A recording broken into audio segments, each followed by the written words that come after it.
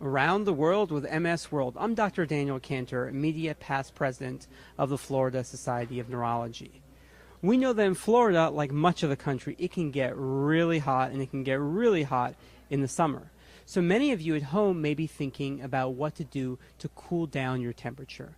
The reason that that's important in multiple sclerosis is that in MS, as well as in other neurological diagnoses, the nervous system needs an optimal temperature to be able to send electrical signals.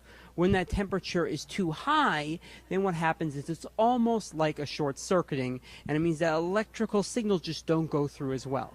And that can bring out older symptoms. It can even make you think that you're having a relapse.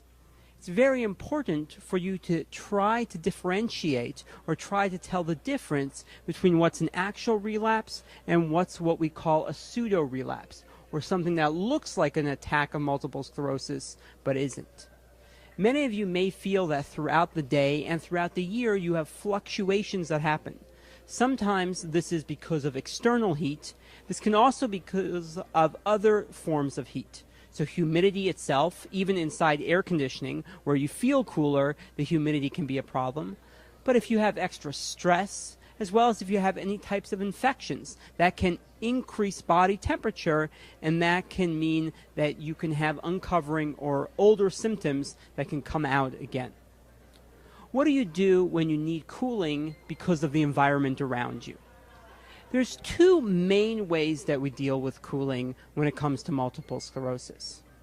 One way is that we actually use either ice packs or other devices that can get cool, and one of those is actually phase change technology. And basically, it's a pack that when you put it into temperature higher than freezing, so 54 degrees Fahrenheit, what can happen is it will actually change and become much colder. This can be good because it doesn't get as cold as the ice packs that go into the freezer, but on the other hand, it may not last for as long. Sometimes this is used more in kids with multiple sclerosis. The other type of cooling involves evaporative cooling. And the basic idea there is that by dunking the cooling device into water, then as it evaporates, it cools off the body. Sometimes there's actually even fancier devices that can do that, but also you can put them in the freezer and they hold on to some cold as well. So it's important to think about cooling, think about what type of cooling, what kind of environment you live in.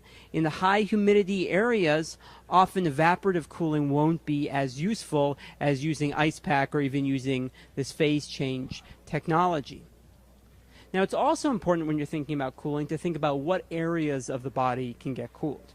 So there's different types of areas that can get cooled. As you can see, there are ones that are vests that people actually wear, and sometimes even the cooling packs go along the spinal cord itself, and that will cool it off. Other times you'll see people with those neckties, and that can help with cooling. Some people wear hats that have some of this cooling technology in them. And then people even wear cooling devices on their wrists and even on their ankles to try to cool themselves down. As you can imagine, there's a whole different world of cooling, and there's various manufacturers that make different forms of cooling that may be right for you. What you want to do is make sure that you investigate fully the type of device you need. You want to talk to the representatives about what area you live in. Is it a high humidity area or a low humidity area? Where do you feel more problems? What parts of your body? All of these things might be important. If you're interested in what the not-for-profits that deal with multiple sclerosis have, both the Multiple Sclerosis Association of America, the MSAA, with its national headquarters in Cherry Hill, New Jersey, as well as the Multiple Sclerosis Foundation, or the MSF, with its national headquarters in Fort Lauderdale, Florida, both have cooling device programs where they can help financially, and they help with different types of devices. And so it's important to speak to the representatives from the not-for-profits as well. I hope that this has helped you a little bit in trying to untangle some of what can be quite hot and quite sticky at times. Thank you for joining us.